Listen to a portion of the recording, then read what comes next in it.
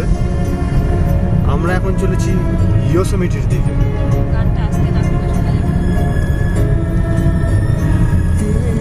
Lake টাহো থেকে বেরিয়ে এখন আমরা চলেছি প্লেসারভিলের দিকে। সেখান থেকে আমরা চলে যাব ইয়োসেমিটি। সামনের অদৃশ্য আদতে প্ল্যানটা অন্যরকমের ছিল। প্ল্যানটা ছিল আগে তিওকা পাস ধরে ইয়োসেমিটিতে ঢোকার, কিন্তু প্রকৃতি বাঁধ দিয়েছে আবার। সেই জন্য সকালবেলা ফোন করে জানা গেছে, ইনফ্যাক্ট কাল রাত্রি থেকে ফোন করে জানা গেছে যে তিওকা পাস প্রচণ্ড স্নোফলের জন্য বন্ধ। সেই জন্য আমরা ঘুর পথে এগিয়ে চলেছি ইয়োসেমিটির দিকে। উদ্যমে আবার সামনে অসাধারণ পাহাড়। পাহাড়ের ওপর কালকে সারাদিন ধরে প্রচুর বরফ পড়েছে, তার সাথে হালকা মেঘ।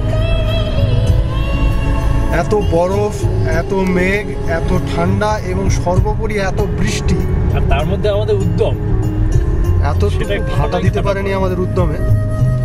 তিওকা পাস বন্ধ হয়ে গেছে, কিন্তু তা সত্ত্বেও ইয়োসেমিটি যাওয়া আমাদের বন্ধ হয়তো হবে না। পৌঁছাবো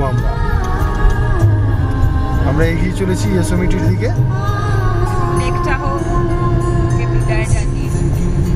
পেছন থেকে শ্রীমতী বন্দ্যোপাধ্যায় বললেন লেক টাহোকে বিদায় জানিয়ে।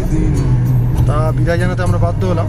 খুব ভালো ঘুরেছি আমরা লেক টাহোতে, কয়েক ঘন্টার জন্য হলেও, এবং ওইটুকু সময়ের জন্য হলেও ভগবান আমাদের উপর একটু সদয় হয়েছিলেন। তাই ওই সময়টাতে বৃষ্টিটা পড়েনি, যে সময়টাতে আমরা এমেরাল্ড বে এবং এমেরাল্ড বে ন্যাশনাল পার্কে আমরা ঘুরতে বেরিয়েছিলাম। জয় আবার গাড়ির দায়িত্ব নিয়ে নিয়েছে। রাতের ঘুম বেশ ভালোভাবে সবাইকে আমাদের উজ্জীবিত করে তুলেছে। আবার আমরা আবার তরতাজা ভাব।